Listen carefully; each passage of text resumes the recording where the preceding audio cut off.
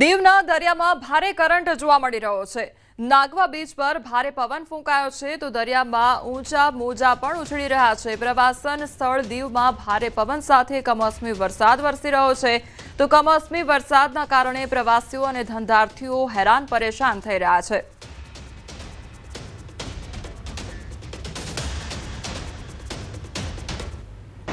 પ્રવાસીઓ નથી આવી રહ્યા એનું કારણ બહુ મોટું છે। આ સાયક્લોન જેવું આવ્યું ને વાવાઝોડા દરિયામાં વરસાદ જેવું છે ના દિવાળીના 2-3 દી પછી છે ને આ સાયક્લોન જેવું આવ્યું એટલે પબ્લિકને બહુ મોટી માર પડી, જેથી બહારના આવેલા જેટલા વ્યક્તિ છે ને બધી હેરાન થાય, કેમ કે વરસાદના સાથે વાવાઝોડું છે, વરસાદ છે, હવાઈ છે। હાલ અમે પહોંચ્યા છે પ્રવાસન સ્થળ દીવ ખાતે અને દીવની અંદર ભારે પવન સાથે વરસાદ છે તે વરસી રહ્યો છે। હું આપને સીધા નાગવા બીચના દ્રશ્ય બતાવીશ કે આ નાગવા બીચ છે અને નાગવા બીચ ઉપર ભારે પવન ફૂંકાઈ રહ્યો છે। દરિયાની અંદર ભારે કરંટ છે તે જોવા મળી રહ્યો છે। જોઈ શકાય છે જે પ્રમાણે આ પ્રવાસીઓ છે કે પ્રવાસીઓ દરિયા કિનારે છત્રીઓ લઈ અને માંડ પોતે અહીંથી પસાર થઈ રહ્યા છે। જોકે દરિયાની અંદર ભારે કરંટને લઈ અને ક્યાંક ને ક્યાંક પ્રવાસીઓ હોય કે પછી સ્થાનિક લોકો હોય, આ તમામ છે તે મુશ્કેલીમાં મુકાયા છે, કારણ કે હાલ વેકેશનના હવે થોડું ગણતરીના દિવસો બાકી છે અને પ્રવાસન સ્થળ દીવની અંદર કહી શકાય કે જે ધંધાર્થીઓ છે તેમના માટે આ કમાવા માટેની સિઝન હોય છે, પરંતુ ચાલુ વર્ષે જ્યારે દિવાળીની બેસતા વર્ષ બાદ સતત કમોસમી વરસાદ છે તે વરસી રહ્યો છે અને છેલ્લા 24 કલાકથી પ્રવાસન સ્થળ દીવની અંદર ભારે પવન ફૂંકાઈ રહ્યો છે, દીવની અંદર વરસાદ છે તે વરસી રહ્યો છે અને તેમને કારણે પ્રવાસીઓ પરેશાન થઈ રહ્યા છે, તો સાથે સાથે દીવના ધંધા રોજગાર છે તેમના ઉપર પણ ભારે અસર પડી રહી છે। દિનેશ સોલંકી, ન્યૂઝ 18 ગુજરાતી, દીવ। આ તરફ અમરેલી જિલ્લામાં વરસાદી માહોલ છવાયો છે। રાજુલા, જાફરાબાદ પંથકમાં વરસાદ વરસી રહ્યો છે। જાફરાબાદ, પીપાવાવ, રાજુલા સમગ્ર પંથકમાં અવિરત વરસાદ વરસ્યો છે। સતત વરસાદથી ખેડૂતોની હાલત કફોડી બની ગઈ છે તો અમરેલી જિલ્લામાં પણ વરસાદી માહોલ જોવા મળી રહ્યો છે। બીજી તરફ ખેડૂતોમાં ચિંતા સતાવી રહી છે તો રાજુલા અને જાફરાબાદ પંથકના દ્રશ્યો સામે આવ્યા છે। ગીર સોમનાથમાં કમોસમી વરસાદના કારણે થયેલા નુકસાનનું સર્વે કામ શરૂ કરવામાં આવ્યું છે। ગ્રામ સેવકો, તલાટી અને વીસી અધિકારીઓ દ્વારા સર્વેની કામગીરી હાથ ધરવામાં આવી છે। ગુજરાત સરકારની કૃષિ પ્રગતિ એપ્લિકેશન મારફતે સર્વેની કામગીરી થઈ રહી છે તો ખેડૂતોને પાકમાં 100% સુધીનું નુકસાન થયું હોવાનું સામે આવ્યું છે। ખેડૂતો હવે સરકાર તરફથી તાત્કાલિક સહાયની અપેક્ષા રાખી રહ્યા છે।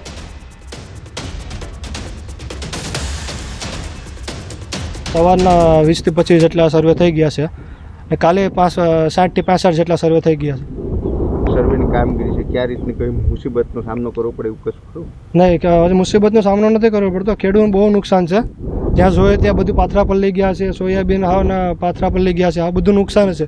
કોઈ જાતનું કંઈ બાકી નથી રહ્યું ખેતરમાં ને ખેડૂતને જે મગફળી છે, સોયાબીન છે, કપાસ છે, એનો સર્વે કરું છું। કેટલાક સર્વે છે અત્યારે 20 થી 22 જેટલા અત્યારે થઈ ગયા ને કાલે 60 થી 65 જેટલા થયા છે। છેલ્લા એક સપ્તાહથી પડી રહેલા કમોસમી વરસાદે ખેડૂતોના પાકને બરબાદ કરી નાખ્યો છે। બદલાયેલા વાતાવરણથી ઠંડીના બદલે ચોમાસું ફરી બેઠું હોય તેવો ઘાટ સર્જાયો છે। મગફળીનો પાક વરસાદી પાણીમાં સતત પલળતા કાળો પડી ગયો છે, જેના કારણે મગફળીના દાણા પણ સડી ગયા છે। આ પ્રકારની સ્થિતિમાં ખેડૂતોએ કરેલો ખર્ચ પણ માથે પડી રહ્યો છે, ત્યારે સરકાર દ્વારા સર્વે કરાવીને ખેડૂતોને યોગ્ય વળતર અપાય તેવી માંગણી ઊભી થઈ છે। ચોમાસાનો વરસાદ પૂરો થયો, મગફળીનું વાવેતર કરેલું હતું, મગફળી અમે હમણાં કાઢી અને છેલ્લા 3-4 દિવસથી વરસાદ ચાલુ છે। એ વરસાદ ચાલુ થવાના કારણે મારી કાઢેલી મગફળી સંપૂર્ણ બગડી ગઈ, કારણ કે ભૂકું હાથમાં આવે એવું નથી, એટલે ઢોરોનો ઘાસચારો પણ હવે નવેસરથી વાવવો પડશે। હાલ આજે કુદરતનો કેર છે, લોકોને ચોમાસું વાવેતરમાં તો ઘણી તકલીફ પડી હતી, પણ પાક લેવામાં પણ એનાથી વધારે તકલીફ છે। આજે તૈયાર કોળીઓ છીનવાઈ ગયો છે, તો સરકારને નમ્ર વિનંતી કે કંઈક સામું જુએ તો ખેડૂતોને નવું વાવેતર કરવામાં અને નવા ખર્ચા કરવામાં કંઈક સહાય રહે। હાલમાં મારું વાવેતર 30 વીઘામાં છે। વીઘાનું અંદાજે 15,000 ખર્ચો થયેલ છે, અંદાજે 4 લાખ રૂપિયા ખર્ચો થયો છે। અમારું મગફળી બિલકુલ હાર્વેસ્ટિંગના તૈયારી જ હતી અને બિલકુલ વરસાદ ચાલુ થઈ ગયેલ, મગફળી બિલકુલ કાળી થઈ ગયેલી, ઉગવાનું જર્મિનેશન ચાલુ થઈ ગયેલ છે। ટૂંકમાં અમારે મગફળીમાંથી છોકરાઓને ફીઓ ભરવાની હતી, ખર્ચા બીજા આર્થિક કરવાના લગ્ન પ્રસંગ આવી ગયેલ, તો છતાં અમારે કઈ રીતે કરવું? હાલમાં અમે સરકાર આના માટે કંઈક વિચારે તો સારું। એક તરફ ખેડૂત શિયાળુ પાકની વાવેતર માટેની તૈયારીઓમાં શરૂઆત કરી હતી, સાથે જ મગફળીના પાકને બહાર કાઢવાની શરૂઆત હતી, ત્યાં જ હવામાનમાં સતત પલટાના કારણે સ્થિતિ હવે બદલાઈ ગઈ છે. આપ જોઈ શકો છો કે જે મગફળી ઘરે પહોંચવાની હતી તે તૈયાર કરેલી મગફળી, કાપેલી મગફળી અહીં જોઈ શકો છો દ્રશ્યોમાં કે જે પ્રકારે હવે પાણી ભેગી થઈ ચૂકી છે, જે પ્રકારે પાણીમાં સોત વળી ગયો છે, કાળી પડી ગયેલી મગફળી હવે જે નુકસાની ખેડૂતોને ભોગવવાની આવી છે. અરવલ્લી જિલ્લામાં જે પ્રકારે 1.5 લાખ હેક્ટરથી વધુ જમીનમાં જે પ્રકારે વાવેતર કરવામાં આવ્યું હતું મગફળી, કપાસ, સોયાબીનનું, ત્યારે મગફળીમાં સૌથી મોટું નુકસાન અહીં જોવા મળી રહ્યું છે. હવામાને એ પ્રકારે કરવટ બદલી કે અનેક ખેડૂતોની જિંદગીની પણ કરવટ બદલી નાખી છે, કારણ કે સામે આવતા લગ્ન સિઝન હોય ત્યારે જે સ્કૂલોના ખર્ચા હોય, બાળકોને ભણાવવાનો ખર્ચ હોય, એ કાઢવાની જગ્યાએ હવે જે ખર્ચ બિયારણનો કર્યો છે તે પણ નીકળે તેવી સ્થિતિમાં નથી. એટલે કે આ સંજોગોમાં ખેડૂતના પડતા પર પાટું પડ્યું છે અને આ સંજોગોમાં તેઓ મીટ મારીને બેઠા છે કે સરકારના અધિકારીઓ આવશે, સર્વે કરશે અને તેમને જે સરકાર દ્વારા કોઈપણ પ્રકારની એક સહાય મળે તેવી તેમની માંગ જોવા મળી રહી છે. હાર્દિક પટેલ, ન્યૂઝ 18 ગુજરાતી, અરવલ્લી. અમરેલીમાં કમોસમી વરસાદ બાદ ખેડૂતોના નુકસાનના સર્વેની કામગીરી ખોરંભે ચડી ગઈ છે. ખાંભા અને રાજુલા તાલુકામાં સર્વે અંગે ખેડૂતો અને સ્થાનિકો દ્વારા વિરોધ નોંધાયો છે. સાવરકુંડલા તાલુકાના સરપંચોમાં પણ નારાજગી જોવા મળી હતી, જેના પગલે તાલુકા પંચાયત ખાતે સરપંચોની બેઠક યોજાઈ. જિલ્લાભરમાં હજુ સર્વે કામગીરી શરૂ થઈ નથી. જો કે સાવરકુંડલા તાલુકાના ગ્રામ્ય વિસ્તારોમાં બપોર બાદ સર્વે શરૂ થવાની શક્યતા છે. ખેડૂતો હવે તાત્કાલિક સહાયની અપેક્ષા રાખી રહ્યા છે. સરપંચોને એવું કહેવામાં આવ્યું કે તમારા ગામના છોકરાઓને પણ તમે સર્વે કરવા મોકલો, એટલે એની પણ આઈડી બની જાય અને સરપંચોને કોઈ હવે અસંતોષ નથી આ બાબતથી. અને બધા ગામના સરપંચોને કહેવામાં આવ્યું કે તમારા પોતપોતાના ગામમાં સર્વે કરી નાખો. પણ અમારા સાવરકુંડલા તાલુકાની મારી પાસે સરપંચોનો અસંતોષ હતો, એટલે બપોર સુધી મોકૂફ રાખ્યું હતું. બપોર પછી અમે ચાલુ કરવાના છીએ.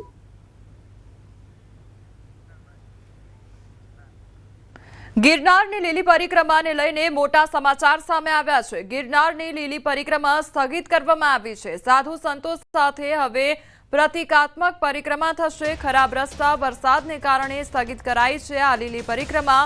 વહીવટીતંત્ર અને સાધુ સંતો દ્વારા નિર્ણય લેવામાં આવ્યો છે, તો સાંસદ અને ધારાસભ્ય પણ હાજર રહ્યા. પરિક્રમા રૂટ ખરાબ હોવાથી શ્રદ્ધાળુને મુશ્કેલી પડી શકે છે.